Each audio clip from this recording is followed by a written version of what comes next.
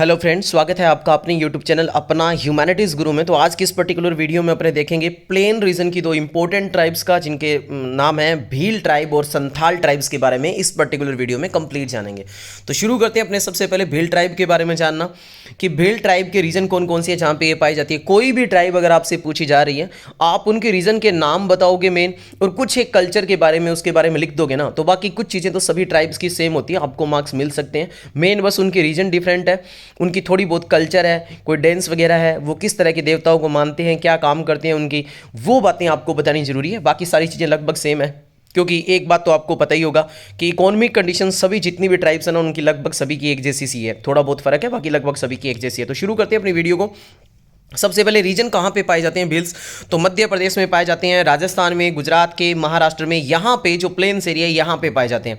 ऐसा शुरुआत से नहीं है कि भील हमेशा प्लेन एरिया में रहते थे। शुरुआत के अंदर ये जंगलों के एरिया में रहते थे या कुछ एक हिली एरियाज में रहते थे। अभी ये क्या है, प्लेन्स एरिया में रहते हैं, एग्रीकल्चर वगैरह ये काम करते हैं।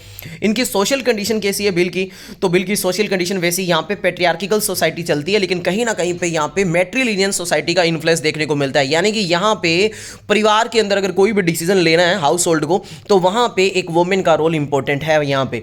और इनकी कल्चर और ट्रेडिशन में बोला जाए तो यहाँ पे घूमर डांस इनका फेमस माना जाता है। इसके अलावा ये आर्चरी स्किल के अंदर फेमस माने जाते हैं। आपको पता है ये धनुष विद्या के अंदर एक्सपर्ट होते हैं यानी कि यार, और साथ में भाले बुल्ले चलाने के अंदर एक्सपर्ट होते हैं ये। आपको पता है जो मेवाड़ जो हमारे रूलर होते थे राजस्थान के अंदर, उनके ये एक इंपॉर्टेंट मतलब वो लोग थे जो इनको हमेशा जिताने में मदद करवाया करते थे। तो भील एक वॉरियर क्लास है अपने आप में, लड़ाई वगैरह में ये इतने डरते वरते नहीं है ना, तो थोड़ी स्ट्रॉन्ग टाइप की है ये। चाहे आप इनकी भील की बात करो, चाहे संथाल की बात करो, चाहे गुज्जर की अपनी बात करेंगे, तो ये सारे के सारे बेसिकली जो भी ट्राइब होते हैं ना, वो कहीं ना कहीं वरियर ही होते हैं यार।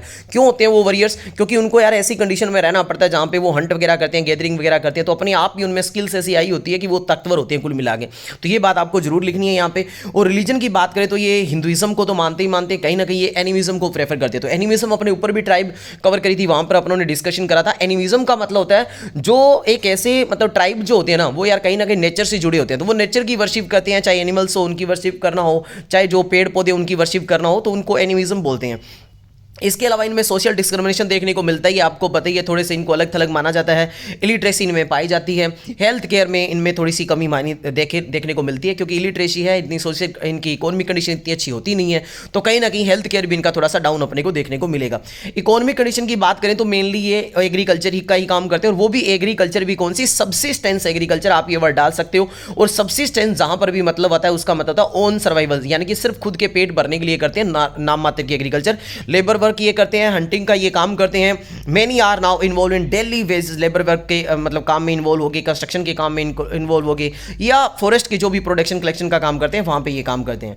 अगर लैंड ओनरशिप की बात करी जाए तो इनके पास जमीन की जो होल्डिंग होती है वो बहुत बड़ी नहीं होती, लार्ज स्केल पे नहीं होती, क्योंकि ये मेनली पहले किया करते थे फॉरेस्ट के एक एरिया के अंदर। ये जो हो गया अभी एक पर्टिकुलर जगह को थोड़ा सा साफ करके वहां पे खेती करते थे, जिसको स्लेशन बर्न एग्रीकल्चर भी बोलते थे। अब धीरे धीरे डीफॉरेस्टेशन हो गया, इंडस्ट्रियलाइजेशन हो गया, तो ज्यादातर जो भील है ये कैसे हो गया, लैंडलेस लेबर हो गए हैं। यानी कि डीफॉरेस्टेशन और इंडस्ट्रियलाइजेशन से जितनी भी ट्राइब होती है ना यार, उनको नुकसान कहीं ना कहीं होता ही है, क्योंकि ट्राइब जो रहने वाली होती है वो रहने वाली यहीं के एरिया की होती है। जब वहां पे इंडस्ट्रियलाइजेशन होगा, वहां पे डीफॉरेस्टेशन होगा, तो इनको डिस्प्लेस कर दिया जाएगा। तो ऑब्वियस सी बात है कि इनके पास जो लैंड होल्डिंग का साइज है वो अपने आप ही कम हो जाएगा। बात करें इनके लिवलीहुड चैलेंज की, तो यहाँ पे हाई पॉवर्टी पाई जाती है। सीजनल ये माइग्रेट भी करते हैं लोग, मतलब सीजन के अकॉर्डिंग माइग्रेट करते हैं, क्योंकि सीजन के अकॉर्डिंग इनको वहाँ पे फूड की अगर स्कार्सिटी मिल जाती है, कहीं पे फूड स्कार्स में हो जाता है, मतलब कम हो जाता है, तो इनको माइग्रेट करना पड़ता है, ऑब्वियस सी बात है ना। और लो वेजेस इनमें देखने को मिलती है। गवर्नमेंट इनके वेलफेयर के लिए कई सारी योजनाएं चलाती है, गवर्नमेंट प्रयास करती है इनके लिए कि कहीं ना कहीं इनको बेनिफिट मिले। हालांकि आपको पता है हमारे जो ट्राइबल्स हैं इनके लिए जब कॉन्स्टिट्यूशन बनाया गया ना, तो कॉन्स्टिट्यूशन असेंबली ने जितनी भी ट्राइब्स है ना उनको कहीं ना कहीं पे रिजर्वेशन वगैरह दिया गया, उनको प्रयास करा गया ताकि इनका स्टैंडर्ड जो लिविंग है वो अच्छा हो, प्रयास तो किया गया। जैसे इसमें एक एक्ट आप लिख सकते हो ताकि इससे आपका जो आंसर है वो थोड़ा अट्रैक्टिव लगेगा। जैसे पैसा एक्ट एक लागू करा गया ट्राइबल के वेलफेयर स्कीम में आता है, ये 1996 में लागू करा गया। इसके अलावा आपको पता है जो मनरेगा योजना चलती है वो भी एक अच्छी खासी योजना है, जिसमें सारे ही लोग पार्टिसिपेट कर सकते हैं ना। और इसके अलावा कई सारी स्टेट लेवल की पॉलिसी चलती है जो कहीं ना कहीं भील के स्टैंडर्ड को इन्हांस करने के लिए, इनकी इकोनॉमिक लाइफ और सोशल लाइफ में चेंज करने के लिए प्रयास किया जाता है। अब बात करते हैं संथाल की, तो संथाल एक और अच्छी ट्राइबल मानी जाती है, एक वरियर क्लास है, ये भी क्लास है, ये वरियर क्लास है अपने आप में, वरियर ट्राइब है ये। कैसे, इसके बारे में मैं थोड़ा सा आपको जिक्र करूंगा। पहले इसके रीजन की बात कर लेते हैं, कहाँ पाए जाते हैं हैं, तो ये झारखंड के, वेस्ट बंगाल के अंदर, उड़ीसा और बिहार के अंदर, यानी कि झारखंड, वेस्ट बंगाल, उड़ीसा और बिहार इन स्टेट में पाया जाता है। यानी कि कहीं ना कहीं नदन जो ईस्टर्न के स्टेट है हमारे, कहीं ना कहीं अपने कह सकते हैं नॉर्थ ईस्टर्न, वो वाले नहीं जो सेवन सिस्टर बोलते हैं, ये नॉर्थ ईस्टर्न में जो स्टेट पड़ते हैं, जहाँ कोस्टल एरिया का इलाका आसपास का, उसके आसपास के रीजन में ये पाए जाते हैं। ये इनहेबिटेड वैसे रिवर वैलीज के आसपास होते हैं, फॉरेस्ट के होते हैं, प्लेन्स के एरिया होते हैं। पर्टिकुलर जो संथाल है, जिसको संथाल परगना भी कहते हैं, झारखंड में ये पाए जाते हैं। ये आपने क्लास 12 की हिस्ट्री के चैप्टर में आपने जरूर, अगर किसी बच्चे के पास हिस्ट्री थी तो उसने ये पढ़ा होगा वहां पे, संथाल परगना। ये एक वरियर क्लास होती है। आपको मैं थोड़ा सा वैसे रिकेप करवा रहा हूं, कहीं ना कहीं आपके आंसर में ये काम आ जाएगा कि इतनी वरियर होती है कि पहाड़ी लोग जो यहां पे रह रहे थे इस एरिया में, तो अंग्रेज लोग उन्हें हटाना चाह रहे थे, लेकिन वो हट नहीं रहे थे। तो उनके कारण अंग्रेज लोग बड़े परेशान हो गए थे, क्योंकि वो जो भी यहाँ से ट्रेडर वगैरह गुजरते थे ना, तो उनसे वो लूट लेते थे माल वगैरह, जो पहाड़ी लोग थे। तो फिर उन्होंने क्या करा, संथाल को यहाँ पे अपॉइंट करा अंग्रेजों ने। तो संथाल इतने वरियर थे कि इनके आगे पहाड़ियों को हार माननी पड़ी और आगे जाके भागना पड़ा। तो ये संथाल वो थे जिन्होंने उस जो पहाड़ी लोग थे उनको भी वो एरिया छुड़ा दिया था और खेती करने लगे थे, बहुत अच्छी खेती कर रहे थे। बाद में अंग्रेजों के विरुद्ध भी इन्होंने रिवोल्ट करा था और अंग्रेजों के छक्के छुड़वा दिए थे अच्छे खासे लेवल के। क्यों? क्योंकि भाई ये पावरफुल का है, और अंग्रेजों के अगेंस्ट में लड़ाई क्यों हो गई थी इनकी? क्योंकि अंग्रेज इनसे ज़्यादा टैक्स वगैरह वसूल करने लगे थे। तो संथाल कहीं ना कहीं वरियर होते हैं, और मैंने आपको बता दिया लगभग जितनी भी जो ट्राइबल्स होती है ना, वो कहीं ना कहीं कुछ हद तक वरियर होते हैं। ये बात आप लिख सकते हो।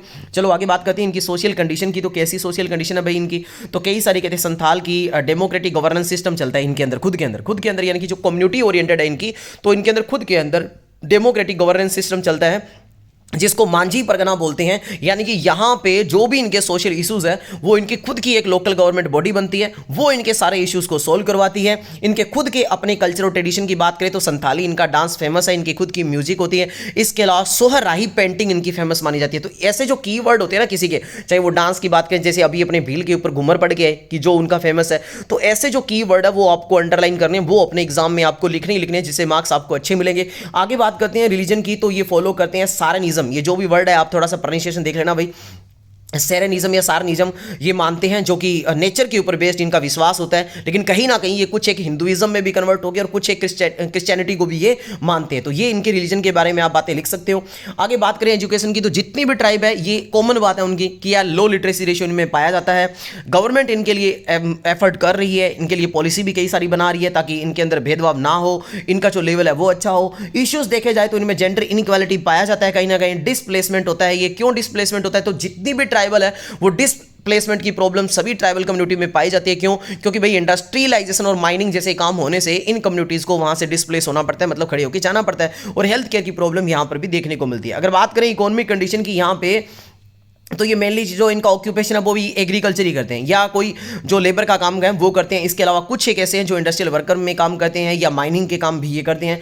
लैंड ओनरशिप की बात करें तो इनके पास भी वही सब्सिस्टेंस फार्मिंग होती है, यानी कि बहुत बड़ा लैंड का साइज नहीं होता इनके पास, स्मॉल लैंड होल्डिंग का साइज होता है। और सब्सिस्टेंस एग्रीकल्चर मैंने आपको पहले बता दिया, सब्सिस्टेंस एग्रीकल्चर का मतलब ये बस इतना अपना पेट भरने के लिए मतलब गुजारा करते हैं, इतनी खेती करते हैं ना। बात करें इनकी लिवलीहुड और चैलेंज, इनके सामने क्या चैलेंज है? तो भाई पुअर इरीगेशन सिस्टम है इनके पास, प्रॉपर इरीगेशन सिस्टम नहीं है, मतलब पानी वानी की व्यवस्था नहीं है यार। और बात करें डिफॉरेस्टेशन, ये इनके लिए सबसे बड़ा चैलेंज। जितनी भी ट्राइबल है यार जो जंगलों के आसपास रह रही है, प्लेन एरिया में रह रही है, उनके लिए सबसे बड़ा चैलेंज ये है कि उनको डिस्प्लेस कर दिया जाता है। क्यों? क्योंकि वहां पे या तो डिफॉरेस्टेशन हो रहा है, मतलब जंगलों की कटाई करी जा रही है, क्योंकि वहां पे नया सेटलमेंट आ रहा है, या वहां पे अर्बनाइजेशन हो रहा है, या वहां पे इंडस्ट्रियलाइजेशन हो रहा है, जिसके कारण इनको चैलेंज मिल रहा है ना। बात करते हैं गवर्नमेंट सपोर्ट इनको क्या करती है। तो गवर्नमेंट ने कई सारी वेलफेयर स्कीम लागू कर रखी है, लेकिन सभी को आपको पता है प्रॉपर बेनिफिट नहीं मिलता, क्योंकि कहीं ना कहीं ब्यूरोक्रेटिक हर्डल जो आ जाती है उनके कारण। अब कंपैरिजन आप देख सकते हो, ये आपके लिए सामने एक मैंने छोटा सा बॉक्स टाइप में बना रखा है कि आप भील और संथाल के बीच में कंपैरिजन पढ़ सकते हो। अगर आपने ये कंपैरिजन भी पढ़ लिया तो भी आप अच्छा खासा आंसर कवर कर सकते हो अपने सब्जेक्ट का। तो ये मैं आपके सामने छोड़ रहा हूँ, आराम से इसका स्क्रीनशॉट ले सकते हो। अदरवाइज मैं आपको पता डिस्क्रिप्शन में अपने नंबर देता हूँ, कॉन्टैक्ट नंबर, आप वहाँ पे मेरे से कॉन्टैक्ट करो, फ्री में PDF लो और पढ़ो, बिंदास स्टडी करो। कोई दिक्कत आती है तो आप मेरे से क्वेश्चन पूछ सकते हो। थोड़ा सा फास्ट मैं बोलता हूं, लाइन टू लाइन एक्सप्लेन नहीं करता, मेरी वीडियो की लेंथ भी थोड़ी छोटी रहती है ताकि हर बच्चा आसानी से पढ़ पाए, लास्ट मोमेंट पर भी जो पढ़ के जाना चाहिए वो पढ़ के जा सकता है ना। तो ये मेरा प्रयास रहता है, तो आप चेक कर लो भाई, ये है। चलो ठीक है, तो इस अपनी पर्टिकुलर वीडियो में अपने 2 इंपॉर्टेंट ट्राइब को कवर करा। मिलते हैं एक नई वीडियो में नए टॉपिक के साथ। जय हिंद, जय भारत।